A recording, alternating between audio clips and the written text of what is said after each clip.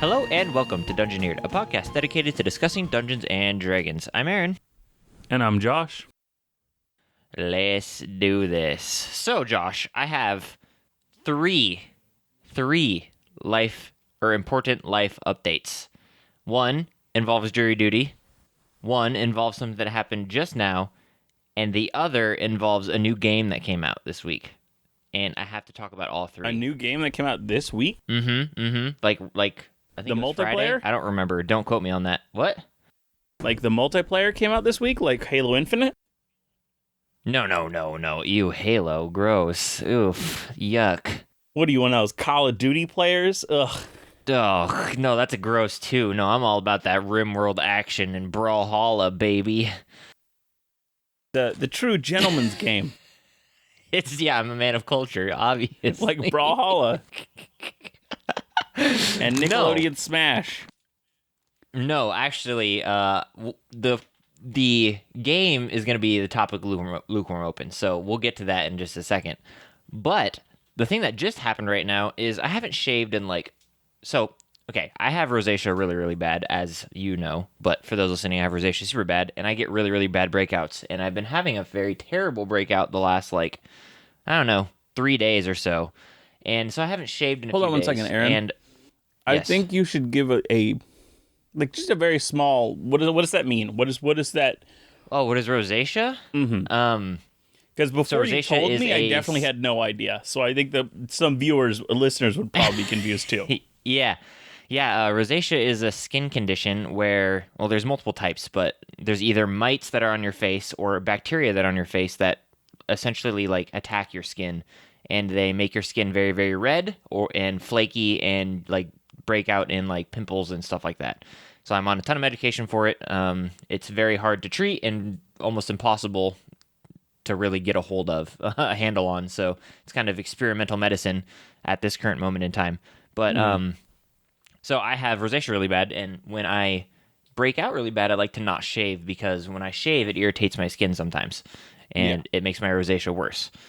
So my beard.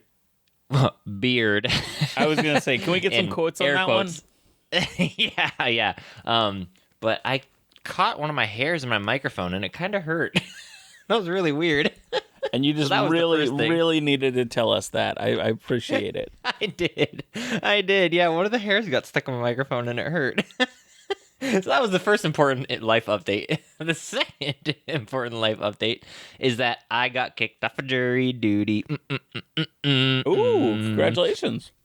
Yeah, and that was a very interesting process. Well, it was really boring, but it was an interesting process. I've done it numerous times, like I think I said last week, but last time I did it, they ran it completely different. Now that COVID's a thing, they kind of do it super different now. So how they used to do it was you would show up with 300 jurors or whatever and sit in a giant room, and then they would just call your number when you were ready to go into the courtroom and start answering questions that lawyers have for you. This time, however, when they choose your name, you're already a part of a case. So I was already part of a case, and they put you in a courtroom almost immediately with 40 to 60 other jurors. And luckily for me, so there's, if you haven't done, Josh, you've never done jury duty, right? Sadly, I have not, despite wanting to. Sadly? Oh man. Okay. Well, there's a lot of public speaking involved in jury duty, because they ask you a ton of questions and you're talking in front of the whole court all the time. And luckily for me, we got into this courtroom, and everybody sits on all these really uncomfortable wooden benches, and they just start drawing out of, bingo rollers, where you roll that bingo thing and you pick out a little ball. Yep. Well, they pretty much, they put all your names in there, and then they just roll it and they grab. And 1 through 13 go and sit in the juror seats. So 12 jurors, and then 1 extra if something happens to one of the jurors. And then the rest sit in numerical order, filling the benches. And luckily, there were 60 jurors in our courtroom, and I got number 54. So they didn't ask me a single thing, and I just sat there for 2 days and did absolutely nothing. So luckily, I didn't have to sit on the case. It was going to be a 2-week long case. It was going to go past Thanksgiving, which really sucks, because I really wanted to not have to worry about jury duty after Thanksgiving and into the holiday season. So that was really nice. So that was another really great life update. And then work was going to be like super stressful because I'm a manager, and well, when you're gone, when a manager, at least in my work, is gone, it's just a giant pain in the butt. So yeah, it was really nice to only put be on other people. Yeah, and then when I get back, it's like infinitely worse. So much work to do when I get back. So luckily, that wasn't a bad thing. And then the third and probably most important life update is the new Pokemon game came out, and obviously, I'm all about that Pokemon life. How is it? It's awesome. So super good. It's a remake of Diamond and Pearl. Yep. Shining Pearl and Brilliant Diamond? Pearl and Brilliant Diamond, yeah. So they're awesome. They're amazing. I've been playing it all day long on my handy-dandy Switch, and love it. No, see, the problem I have... That's another really important update. What was that? The problem I have, I look to buy them. They're a full $60. They're so expensive. And I'm like, this is just a remake of Pearl and Diamond. You couldn't do 40? That, yeah, and not even that. The Pokemon games themselves are like... Yeah. And not only that, but Pokemon games are like incredibly simple. It's literally like a menu selector game. It's just like rock, paper, scissors, but with menus. Yep. But I love Pokemon games. It's like I do childhood. Too. I do so much, and that's why I'm waiting for any sort of sale or anything, and then I'll get it. It doesn't happen too much until they're really old. Yeah, Nintendo is never lowers their price. No, it's pretty rare. So I know. That's why I'm doing in-person copies. Yeah, like all my Pokemon games are physical copies because they actually go down in price. Yeah, you can go like to GameStop or whatever. Who even goes there anymore? But you can like go to GameStop. You can order used online now. You can? Uh-huh. Man, I had no idea. Because nobody wants to go into a GameStop anymore. I know. The last time I went into a GameStop was like, I don't know, when I was like 12. The last game I think I bought at GameStop was Skyrim, I think. My very first copy of Skyrim was bought. Talking about that, Skyrim Anniversary Edition came out. I know. When are they just going to release a different game and not Skyrim 15 times in a row? Yep. Now, question for you. Did you ever watch the anime Cowboy Bebop? No. Well, okay. Yes and no, if that makes any sense. I've seen like a few episodes, but I've never really like sat down to watch it. But I think it's on Netflix. There's like a Cowboy Bebop, like real thing, and I was like, "What? Live action?" Have you watching it? Yes, I watched 2 episodes of the original show, and then I got just hooked by this Netflix show, and it's a live action version, and it's so I haven't watched the anime at all.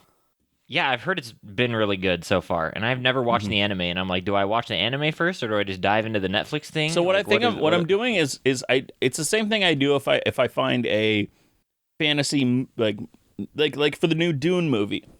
I'm gonna watch the movies yet, and I want to watch it before I read the book because I know the book's gonna be a million times better. So I'd rather go into the movies and enjoy the movies for being the movies, and then go back and watch the book, read the book, and kind of experience it that way. Yeah, I don't know. I was like, do I want to watch the Cowboy Bebop Netflix show? I've heard it's amazing, and so I'm like, do I do that or do I not do that? Mm-hmm. But you should also watch Arcane, the League of Legends show. It's fantastic. Oh my word! I watched it all in one day. So good.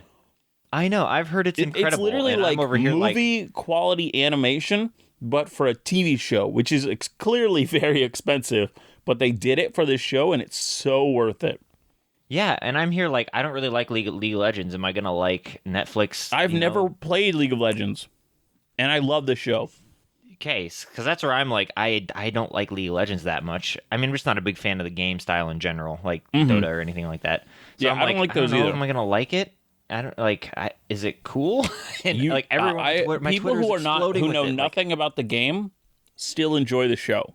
It's a really well written, really beautifully animated show. Yeah, my Twitter is like blowing up. Like everyone on my Twitter is like, "You need to watch Arcane." Like, I mean, the Critical Role people were at the opening of it and stuff, and like, oh, were they? Oh, they posted like pictures of them at the like a screening of it or something. I have so much bogged down Twitter that I never see any posts from them. 'Cause my Twitter follows so many people on Twitter. Yeah, I only get like a few. I only go on Twitter to announce when we have new episodes for Dungeoneered, or Yep. or because Twitter has said, "Hey, you might like this tweet that somebody you follow said," Yep. Yeah. and then I'm like, "Oh yeah, I did like it," or "Oh, I hated that," or "I don't care, I'm indifferent." Yeah, my personal Twitter is just loaded with politics, with D&D, with video game, with everything. It's just loaded. Like it's so bad. Justin McElroy just posted yesterday the Director's cut. Yeah. That was it. No explanation, just the Director's cut. Yeah, classic. Twitter was like, to me, hey, you're definitely going to want to look at this. You're gonna, this is important. You're going to love that tweet. And I'm like, I don't really care. And then I was on TikTok, and I saw a TikTok by him, so I looked at the TikToks that he made recently, and his last one that he had made was literally his wife criticizing him for tweeting that. Like, what's the joke here? Of course it is. And his like comment on the bottom is like, what it's like living with her. Like, she's like, but is it because it like sounds like Director's cut? Like, that's where's the joke? Like, yeah. And she what is the joke? Apart. What is the joke? There is none, and that's it's a just stupid tweet, and his wife is tearing him apart for it, and it's hilarious. It was the long con. That's really what it was. He did it on purpose just so he could make that TikTok. It's the long con.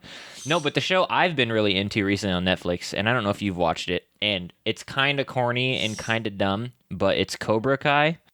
That was a YouTube original, wasn't it? It started as like movies, I guess, because it's about the karate kid. That's the movies it's based off of. Yeah, I got that, but the show started as a YouTube original series.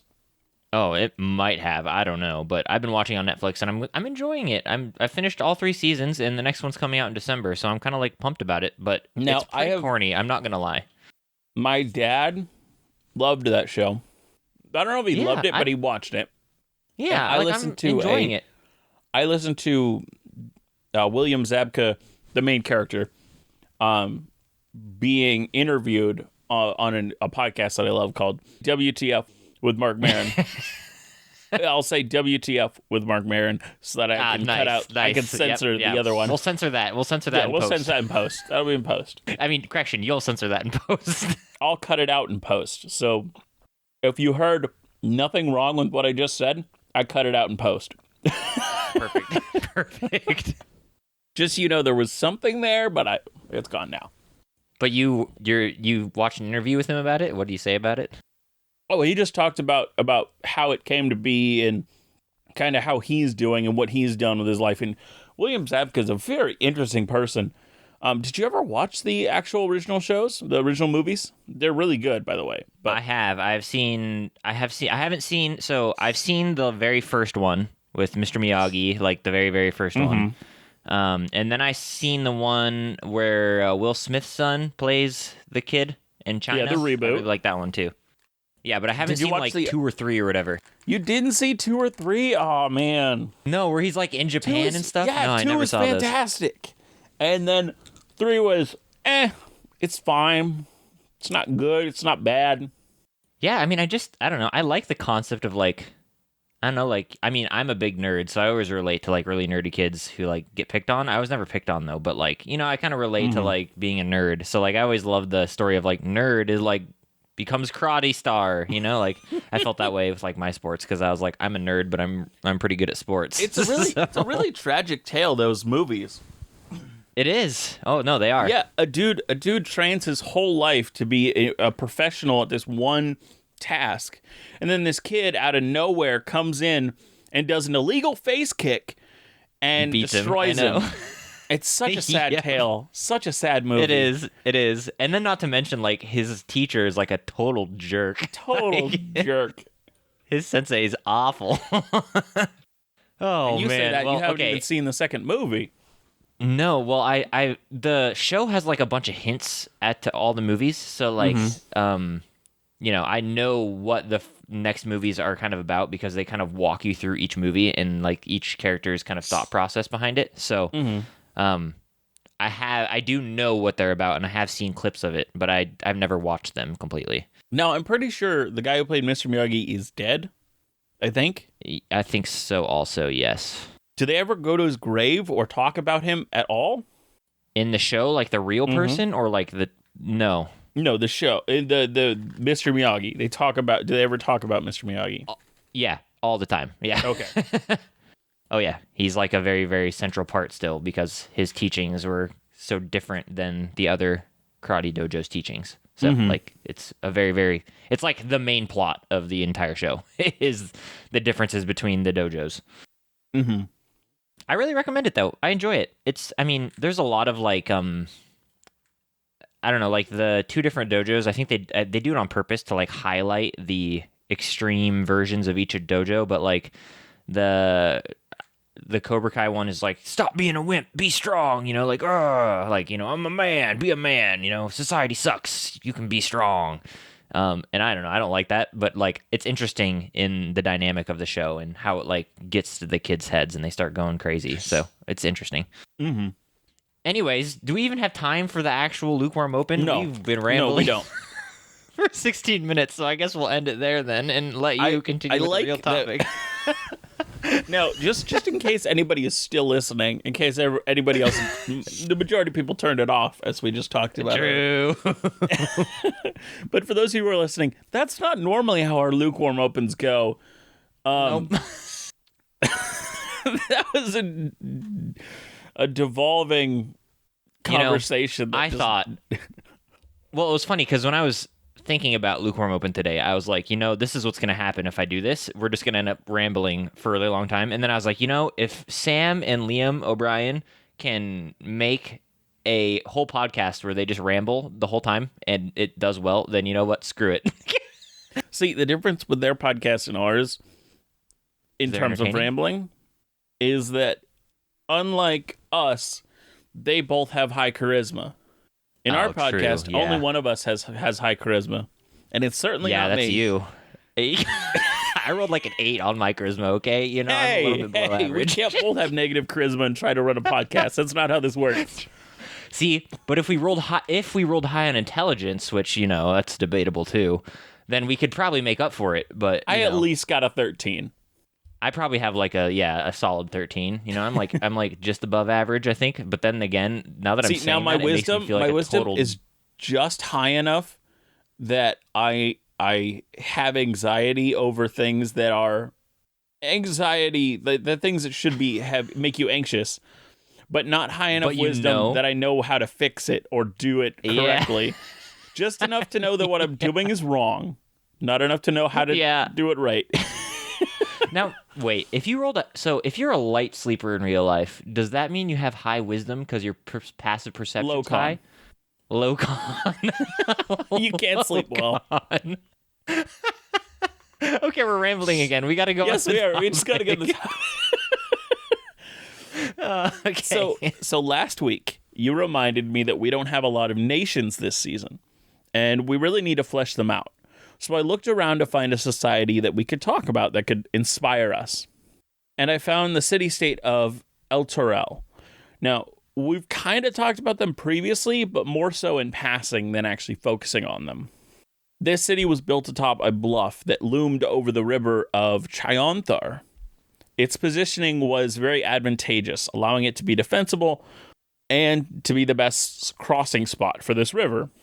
Elturel's agriculture was full of shrubs, bushes that made it excellent food for cattle and sheep and other herbivores.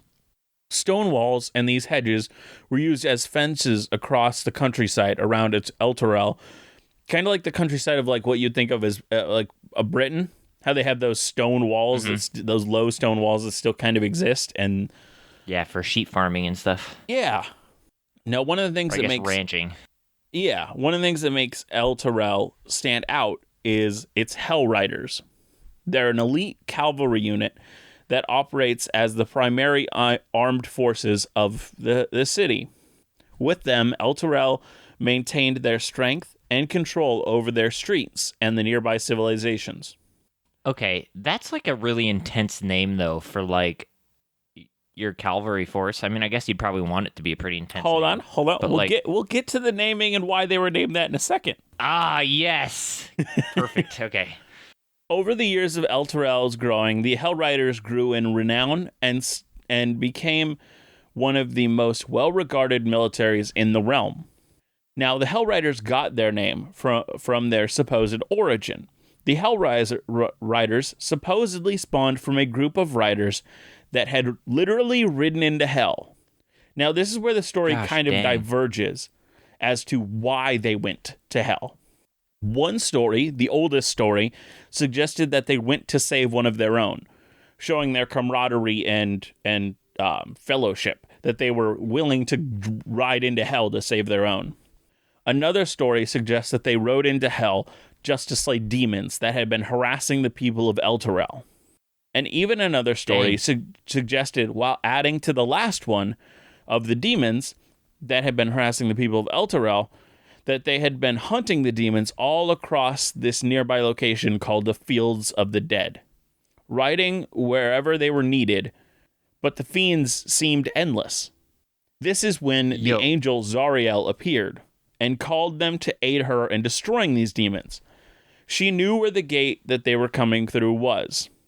In the end, she trains them. This is a hardcore place. Yeah. This is hardcore. Holy cow. In the end, she trained them, and once she felt they were ready, she brought them as an army into hell. Now, I mean, I thought we were just going to be like, eating olives in the Mediterranean today, and here we are riding into hell with, our Hell Riders and a stinking god. Yep. Now, from what I know of 5th edition lore, I believe that the last one is canonically the real history. Wait, you're telling me this isn't a real place? I thought this was real life. I'm kidding. Now, these Hell Riders were later joined by the Order of the Companion, another mounted force, but this time of paladins that aided in the defense of the city. Now, these two groups could be a little excessive. It is said that there was no thieves guild in Elturel, and that even suggesting or mentioning one might exist could lead to interrogation by zealous Hell Riders. Jeez. But there were still small groups, though, who would slip through the cracks. Now, this zealous police you could bring about their ire by using bad language and even irreverent humor. That's so dumb. I love it. I know, it just makes them sound so stupid. So like, you could curse on the street and here they come riding from hell to come get you. Yes, if you just swear. And they're just like, stub your toe. Stop it. Yeah, you get out of the shower. You get out of the shower in the morning, you stub your toe, and you're like, ah! All of a sudden there's a bunch of Hell Riders all around you. Hey, we heard that. That'd be so awkward. The culture of Elturel was heavily inspired by these Hell Riders. The children of Elturel would all grow up with a want to be one of these Hell Riders. It didn't matter what your skills actually were, whether you were going to be a combatant or not. There was just this dream of one day I could be a Hell Rider. They even go so far as the majority of citizens in Elturel being trained in mounted combat. So much so that even the wizards of Elturel were known for being formidable mounted combatants. Wow. So even if you were born in Elturel, you would still ride a mount into combat as a wizard because you were really good at being not dismounted because you were trained your whole life for that. Huh. You know what I always thought was along these lines, that was a really fun concept for a character, would to be like a Circle the Moon Druid. Unfortunately, you can't do this though, but that's when I learned that I didn't want to do it anymore. But like being a Circle of the Moon Druid, and you would have a companion, like a dog, and you would polymorph him into a bear, and you would also turn into a bear and charge into battle with him. And I think that'd be such a fun concept, except for that you can't. And then you would cast Fang over Fang and do this little spinning attack. It'd be exactly right. That's exactly what I was thinking. You could literally be straight out of Naruto. Yeah, anybody who didn't get my reference, I was making a joke that he would be like Kiba from Naruto, who has a dog when he does the magic jutsus of Naruto's, of the show Naruto in the universe, he does it with his dog. Which is awesome. Who doesn't like Kiba, you know? Yeah. The whole, oh gosh, something Zuka clan. I don't know, remember. but it would make sense if it was like Inuzuka. His whole clan, that's their whole thing, is dogs involved in their magic. Yeah, now, and it's so cool. It is. I think you could do that so fun with druids in D&D, but polymorph, you can't polymorph something above their actual CR rating, so sucks. Mm-hmm. Now, as I said earlier, the city is set up in a defensible and desirable location. So in its history, many creatures and people have actually owned this land. Originally, it was a group of trolls, but they were run out by ogres. Then the ogres were run out by orcs. Okay, wait. We gotta pause. Humans. We've got to pause. There's no way ogres in D&D could beat trolls in D&D, right? There's no way. If you have a big enough force. There must have been a lot of ogres, because trolls are like way better, right? And they heal. CR-wise, too. Yeah, trolls also heal every turn, so... Yeah, yep. Like, how the heck are ogres supposed to win? But they did. They did. See, this is where history is probably wrong. They must have written it down wrong, you know? They must have. Now, when the humans took over, they developed a settlement here, began building a lot of stronger structures, because all the other previously inhabitants, they built structures. They just were kind of not as good. No. Now, this area was dangerous because of these ogres, orcs, trolls, and other dangerous monsters that were in the area. And even nearby wars that would happen in the place that I mentioned earlier called the Fields of the Dead. This required Elturel to have a strong military force to protect themselves. Now, the city went through a lot of turmoil, from assassinations to the leader of the city turning out to be a vampire with a vast network of vampire spawn and thralls. You know, the classic hardships of running a city. Yeah, no big deal. No big deal. Just the classic hardships of running a city. Now, these undead, now revealed, flood the city of Elturel, and the Hell Riders, through much trouble, fought back against them, never seeming to make much ground. For as night would fall, these beasts got stronger, and the Hell Riders would be unable to stop them. The story goes that the Elturians would pray every night for the sun to rise as the undead were weaker in the light. Eventually, in the middle of the night, a second sun appeared in the sky directly above Elturel. Uh-oh. This sun appeared at night and took the undead by surprise. That's really good. It ended up killing the vampire lord and much of his spawn. A priest, Thavius Krieg, took credit for the sun, and despite not being its source, was lauded as the hero of Elturel. After over 100 years of existence, Elturel now had this large second sun floating over the city. This sun became known as the Companion. This companion drew many, especially those who had faced great loss from undead, as it was a sign of protection from them. But it was also a sign of divine power, and many clerics and paladins and people of faith came as well. Time went on, and eventually Krieg became the leader of the town through some disappearing and really shady stuff. Under Krieg's rulership, a lot of things happened, such as them forming the nation of Elturgard, with Elturel as its capital. Krieg created the Creed Resolute, a creed that declared one a defender of Elturel, and in the end was able to require all Elturelians to swear it. Jeez. Yeah. So it's kind of like creating a, I don't know, like... Just off the top of my head, like a Pledge of Allegiance. I don't know. Oh, yeah. Something like that. Making everybody swear it. I don't know. Yeah, especially like before school or like at the start of baseball games. Yeah, something really, like that. Really weird. Completely unheard of. It's a very fantasy idea. It would never actually happen. Yeah, no, never. Now, late into Krieg's rule, he ended up leaving and escaping the city before the companion turned black and sucked the inhabitants of Elturel to Avernus, the top layer of hell. Don't tempt me with a good time. Oh my gosh. For you see, the companion was created to save the city from the undead. But Krieg made the deal at a cost. He made it with Zariel, who, as I said originally, was an angel. But at this point, Zariel was now the ruler of Avernus, the first layer of hell. Plot twist. The price was that in 50 years, the city and all of its defenders would be claimed. There they would serve in Zariel's army to fight the blood war between demons and devils. Jeez, this place just gets crazier and crazier. Yep. Heroes were enlisted to bring the city back. The heroes that are hired in this instant would be the players in the campaign Descent into Avernus.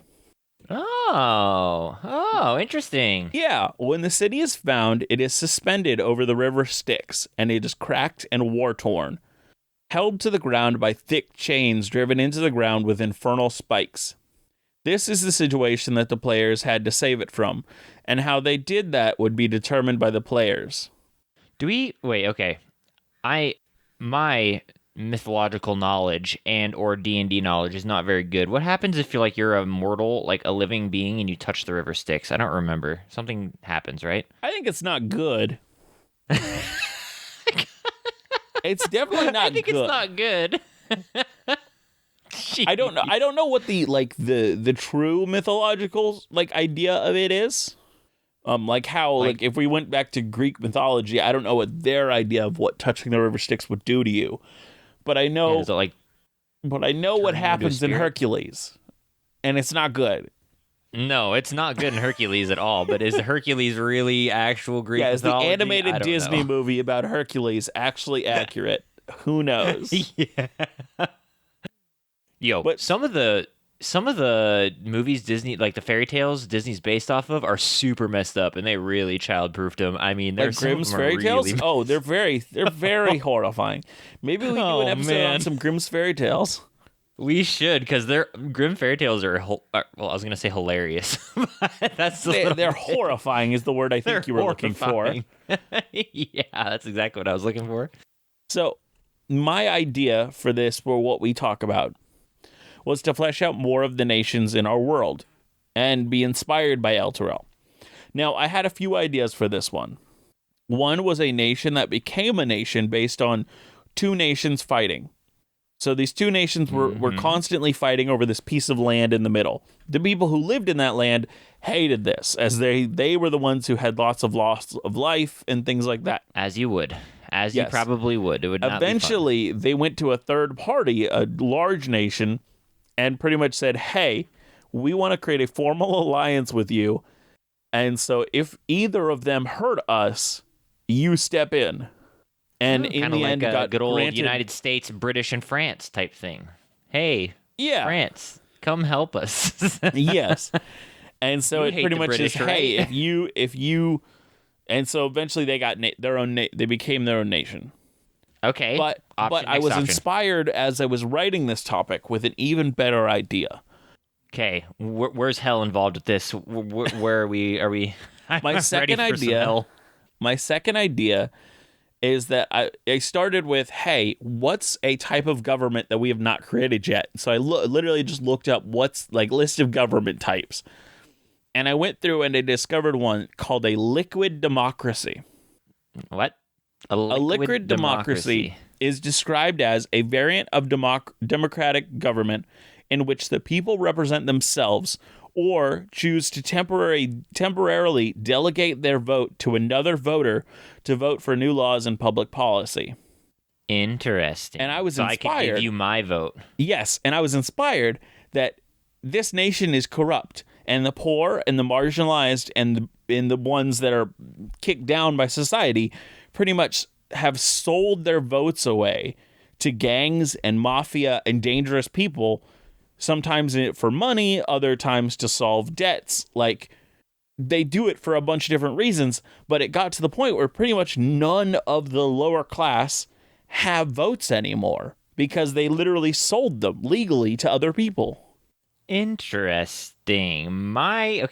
This could work with my idea as well that I had while you were talking about that. For some reason, when you were talking about independent city-states, my mind went straight to like a pirate nation, like that just rules a section of the sea that like nobody can go into because they're like all pirates, and that could work with something that I was thinking. But if we want to do more traditional nation, They're called the Hell Pirates. Democracy. The Hell Pirates. They call them the Hell Pirates. I mean, yeah. I love a pirate nation. I think they're really, really interesting. I mean, obviously they usually don't last very long, but I think they're super interesting. And I do like the concept of like a pirate nation that's like a liquid democracy, but it's like so corrupt that most of the time when you're there, you like sell your vote for booze or whatever, or to pay off debts or to I think that would work really well. Now, but if we want to do like a more traditional nation, I like what you said. One of the things we've never created is a dying nation. So why don't we create? Because as you said, this pirate nation, they don't last long. What if it's been doing this kind of horrible situation for so long, selling their votes and things, that it is now at the point where something is going to break and the nation's going to die. How does a nation die? Oh man, there's so many different ways that a nation can die. First, and probably the easiest, is you get taken over. Like something comes and takes you over.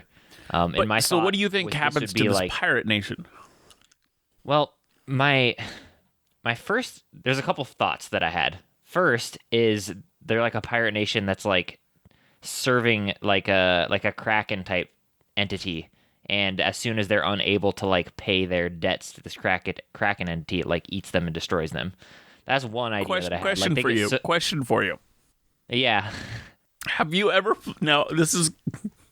You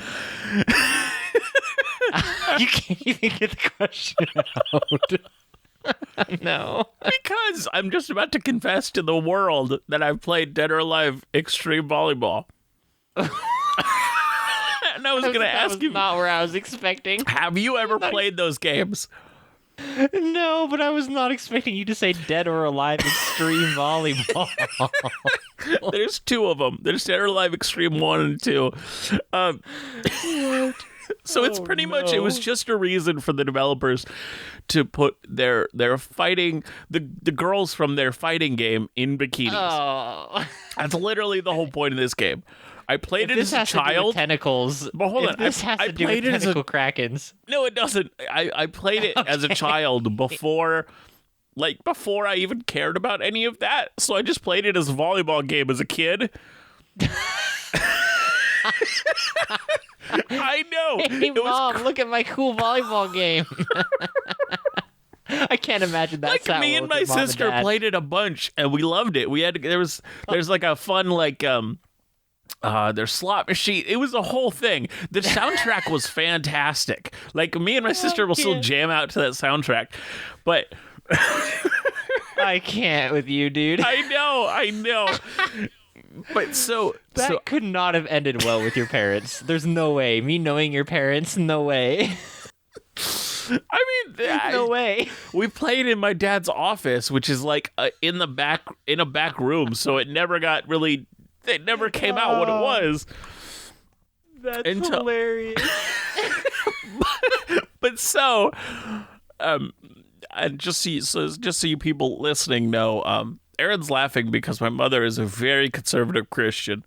Oh man, yeah. And this game is all about fan service. But so what I'm trying to get to here is that we're not making this a hentai. No, I'm not. At the end, so you only, this game only lasts for a certain amount of days, because at the end of that, the island is destroyed. Okay. And I think one time it's like a volcanic eruption. Another time it's like Like it's all these crazy wacky things because it doesn't need to be serious. The game is not serious in of itself. But so I'm thinking about the way that the island was destroyed after a certain amount of days. Do you think could it be the whatever they worship or whatever? I don't even think it's a worship. I think it's more of it protects them or something. And so they feed this kraken, and eventually they just don't have, whether it's like fed with gold or whatever it's fed with, they run out. And because the island is not doing well, people are leaving. They don't have enough people to cultivate more of it, or at least enough of it to satiate this creature. And then they have like this timer going on. And the timer is when this ends, when this like it's 30 days or whatever, you will die. Yeah, so my thoughts, I had a few thoughts that are along this line that I love the idea of this like pirate cove that's like the island itself is going to die if you don't fix something. And in particular, like they're serving like a kraken or something. Like my thoughts were like it's some sort of like Bermuda Triangle thing where like other ships of like Royal Navies and stuff go and they just never come back. But pirate ships are able to go in and out. And the reason is this pirate like nation is essentially like in servitude to some sort of beast. You know, it can be a dragon turtle or whatever. I don't like dragon turtles that much, but like, you know, something like a kraken or something crazy like that. And like it's their safe haven in solitude because they're essentially everything that they steal and rob, like 50% of it or 60% of it or whatever goes to this kraken. And if it doesn't get enough, then it's going to destroy their island and like destroy what if it was a regular dragon? Well, I like regular dragon too. I like that a lot. What if it's the island is centered like it's a volcano, like the center of the island is a volcano. Living in the lava is a red dragon. Yeah, that was one of my thoughts. My other thought was like making a whole new type of like sea dragon that like resides in the ocean and flies and hovers around the ocean, and like its layers are surrounded by like marine fog, and so like it's really hard for nations to get into this island without like the dragon's blessing. And if you have the dragon's blessing, you can like see through the fog or whatever. Well, so one of the things that is in Fizban's Treasury of Dragons, heck yeah, is living breath weapons. Living breath weapons. So all dragons have breath weapons. They all have a breath that does fire, lightning, whatever. Mm-hmm. But it can become alive if it's around immense magic. What does that even mean? Well, you know what can also become alive? Spells. They're living spells. Like, ooh, this is the cloud kill spell, but it just literally is a sentient cloud kill spell. Oh, I didn't know that. These things exist, so they continue that on and said also breath weapons could have this happen to them. Interesting. So I would say there are these breath weapons that are scattered throughout, like maybe it's like there's like a lot of underground not underground, underwater spikes, and kind of living around them are these living breath weapons, and they will lead a ship safely through if you have the mark or whatever. I think that's a really interesting idea. I just don't even know what to picture when I picture a living breath weapon. Like, what is that? Like, just like a I always picture it as like a tornado, flame, or like it's like an elemental. Like an elemental or a tornado. Or what if like the mist is the living breath weapon and it parts for them, for pirates and stuff? He breathes fog. Well, I mean, or like scalding water, like maybe. I was gonna say it could be steam, but that's like steam. And so you go through it, and like it kind of like boils your skin if you're not right. If you're like not, literally kills you. Yeah, and it parts for the pirates because they're part of this nation. So I think that's super awesome. And I had two thoughts for how it is destroyed. My first one is if we do like this liquid democracy thing, which I really want to. It kind of ends up like with numerous factions that are like all vying for people's votes. So like they are like, you know, trying to like steal people's votes, take people's votes, that kind of thing. And one of the factions ends up like in rebellion, and they end up like I was going to say the marginalized, the ones who have lost their votes kind of band together, or at least a group of them do, Yeah. And what they do is they poison the dragon Well, my to the thought point was, where they think that their whole idea is that if the dragon dies, the fog will go away, then we can leave. so And my thought, but which what is actually similar. happens is that kind of searing air. It doesn't clear. It stops being protected. So Or it just all of a burns them sudden all. it comes It'd be over the whole horrifying. island. Instead of dissipating, it covers the whole island. And it just like burns them all to And death. it That'd kills be everybody. horrifying. Yeah. That'd be But they thought horrifying. they were going to be free of it, but the dragon was the only thing protecting them. So yeah, my thought along this lines was that like if this group like they very similar to what you're thinking, where like they don't want to be ruled over by this dragon anymore, and so like this new group that kind of rises up, like the poor and the like the people who aren't able to actually have a say, they like take over this pirate island, and they stop giving money.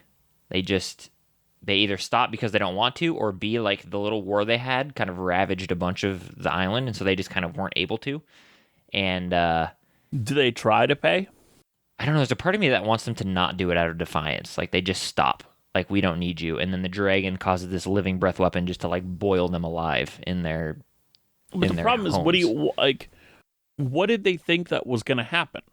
Well, maybe they don't know the actual strength of the dragon, and they're just like, why are we even bending our knee to this thing? Like, there's no reason for us to. Like, maybe nobody's seen it, or nobody really knows what it is, and so maybe if nobody's seen it, they're thinking it's like a scam or like a ploy, like from the people who actually rule, like the pirate king who actually rules over the island. Yeah, the just a pirate big king is the scam. only one who's ever actually seen it, Yeah, like the person and so who's they in charge believe is it's a the only one scam. who- It's a lie. Yeah, like he's the king of pirates, and he just takes all of our loot and our money that we've worked so hard for and keeps it for himself.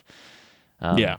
And so like they oust him, like they kill him or whatever, and we're done paying this tribute because we don't believe this thing actually exists. And then over the next month or whatever, the steam slowly creeps in over the island, and it just like burns everyone alive. Like and you could like the players could go to the island, and it's just like a shell, like a ramshackle city that's like on this island and like partially into the water, and it's just full of boiled hot dogs, like like just tons of dead bodies that are just like boiled, which would be horrifying. And then like you could turn it into some sort of like undead, I don't know, like undead monstrosity that like when they go there, like they can see like bodies that are like floating around in the water, and it'd be awful, just be terrible. Yeah. So that was my first thought. My second thought is we don't even have this dragon, and this like civil unrest ends up like one of the groups ends up like blowing up. Like maybe part of the city is like a Venice type thing where it's like out into the water. Like this island is like too small and it's like grown out into the water. And one of the factions just like blew up the majority of like the floating part of the city, and it all sunk and died. And then the rest were just slowly killed because they couldn't maintain the rest of the city because it just like 3/4 of it was blown up into the water. So those are my two ideas, but I really like the dragon one. I mean, you could even do a combination of the two, really, if you wanted. Like, Yeah, I was going to say, no matter what, I like this kind of partially built out into the water thing. I don't think it's a marsh like Venice. I don't think it's No. actually like that same kind of landscape, but I like the idea of having a floating area out kind of farther out. and my thought was like the Pirate King, if we did this dragon, he would like, as like a display, he would like gather this immense amount of wealth and then just drop it into the sea, like off this big cliff, because that's where this dragon lives or whatever. That's how it gets to the bottom of his lair, because dragons can swim and do all sorts of cool stuff. Yeah. And like it just sinks and falls all the way down, and then people start thinking like, well, maybe he's just dropping it into the ocean and then later collecting it, or like it goes to like his sorcerer or whatever who can like just pick it up with telekinesis or whatever and like carry it through the water, and then he gets this whole coin. And so they end up getting in this huge rebellion and fight, and they all end up, once the Pirate King and his like little cronies are killed, the dragon ends up getting very upset, and this like living steam like just slowly rolls over the city like a killing everyone. It just boiling everyone, which is that'd be a horrendous way to die. It'd be It would be, horrendous. yeah. Absolutely terrible way to go. And then my other thought, obviously, is pirates in real life usually end up just getting blown out of the water by like a big nation. So like the British Navy just like rolls in and just destroys them. So that would be my other idea, which then you could play with politics and stuff. But you could easily just like have this British Navy rule in and slaughter everyone, because that's also a very real possibility. Mm-hmm. But I think I like the dragon thing better, and like these factions kind of like form within this pirate cove. Would it be really funny? Would be What? if the dragon. So the dragon, as I said, has this scalding air, this scalding kind of fog around the city. Mm-hmm. The dragon does something, angers a boat or whatever of like what you said, like just this other naval force. That naval force ends up killing the dragon, and by no fault of their own, this fog is no longer protecting them and now washes over their island because the dragon died just off screen. That would be super awkward. The dragon died off screen, and now the fog's rolling in. And yeah, here we are now, Ripperoni. Ripperoni. Yep. I think I like the idea of more of like the warring factions and like dropping in, like they think it's like a scam and they take over and then stop feeding this dragon, or even anything. I love sea monsters in D&D, and there's not very many in D&D. There's like a kraken and dragon turtle, and that's like all you got. And you could be really creative with some sort of sea monster that's creating the steam also if you really wanted. And you could do some really cool stuff with sea monsters, because sea monsters are scary. They're awesome. And they're real.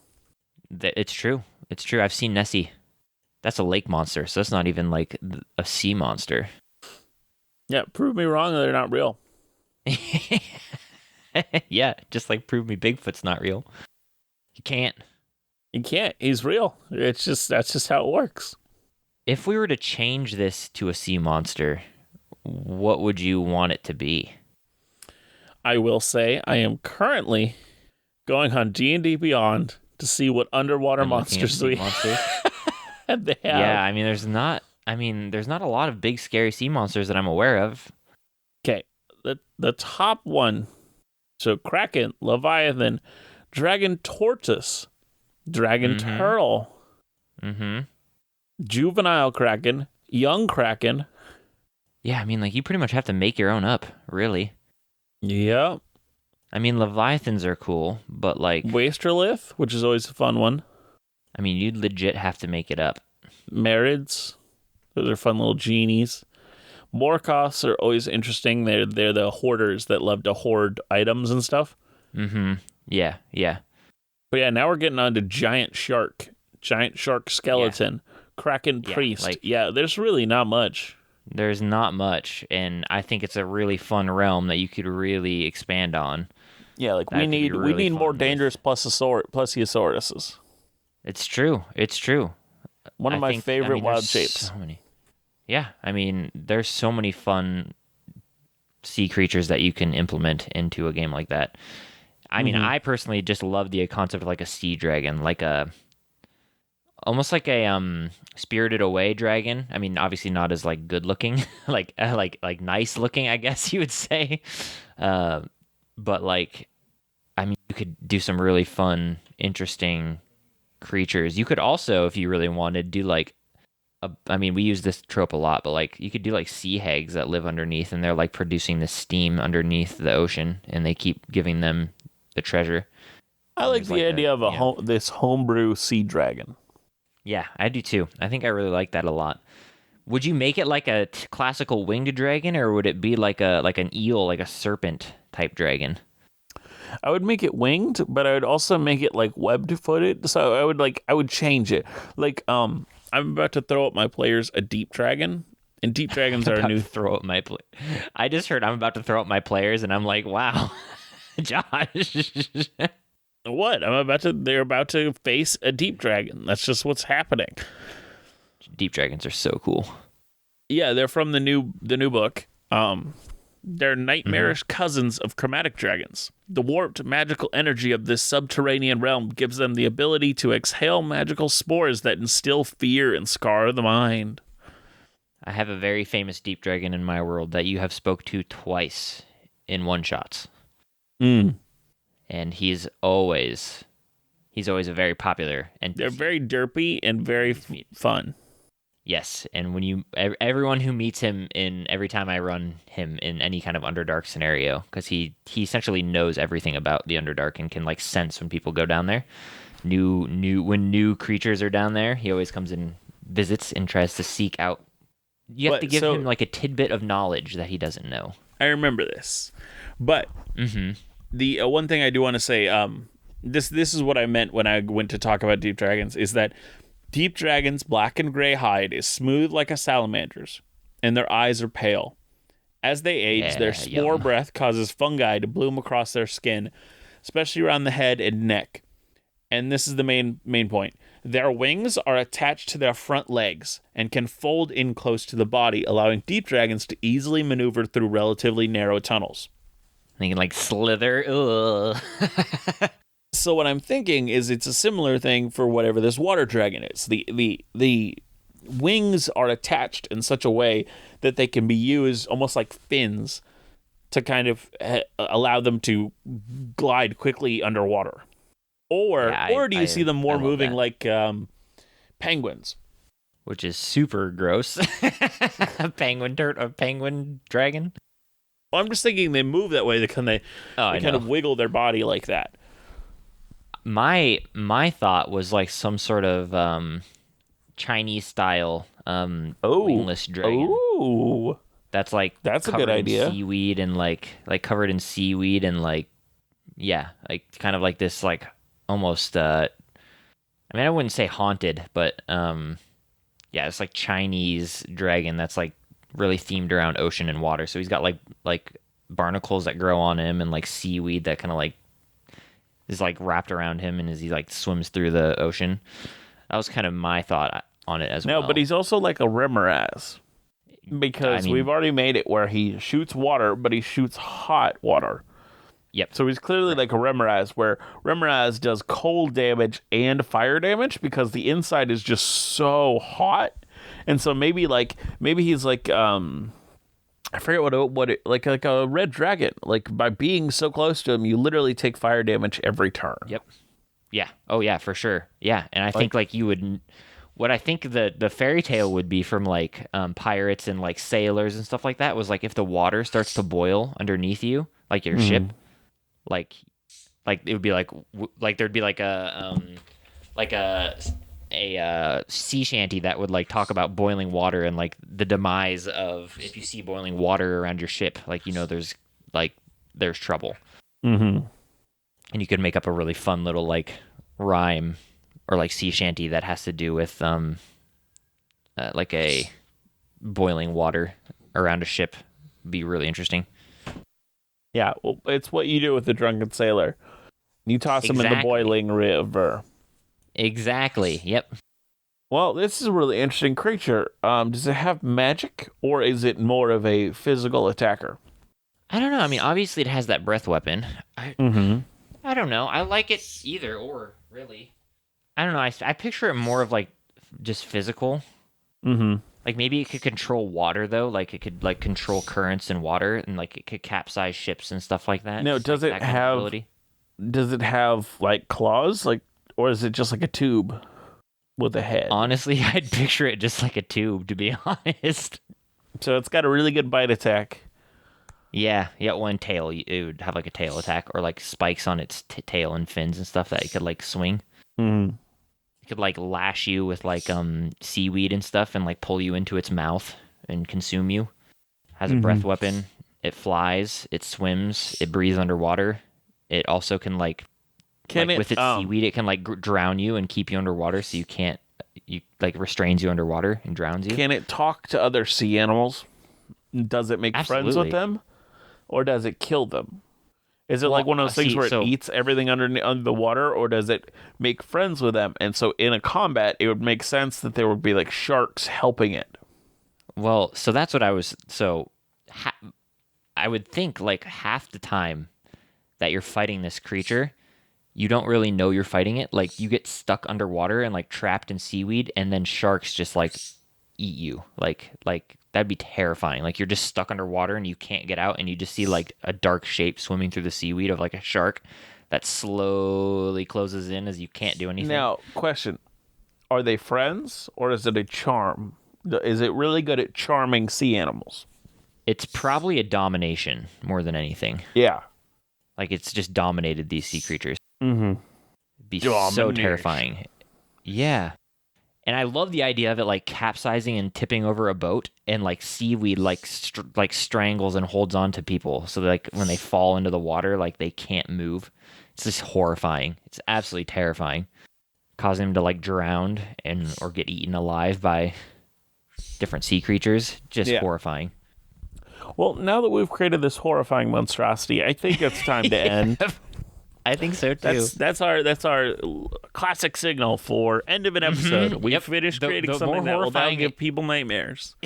Yep. The more horrifying it gets, it's time to stop. Yep. Well, thank you for listening to episode 61 of Dungeoneered. Woo woo. There's my classic yawn. At the end of an episode. It's the end of the episode. If you listen to us on any podcasting apps that have rating and review, please write a review. Let us know what you think about the show. If you want to get in touch with us, like for sponsorships, or want to give us ideas for Lukewarm Opens, or anything in between, or tell us just something we inspired you to make, or just talk about a cool thing that you made that you want to talk to us about. Honestly, I could also use like grandma cookie recipes. So if you have any of those, feel free. Cookie recipes: 1 cup of peanut butter, 1 cup of sugar, and 1 egg makes the best peanut butter cookies you'll ever have. You know, I bet it does. But after that, I guess, anything to add, Aaron? No. Oh, yeah, hold on. You totally interrupted before I said where you can send any message to us at. Oh, yeah, true. The message is if you want to send us a message, it's at dungeoneered@hotmail.com. Yeah, not now, Gmail. Anything to add, Aaron? No, I think we're good. I think we have rambled. Cool. We've rambled enough. And with that, as I always say, always remember to be the sharpest barrel in the bunch. See you next time. Bye.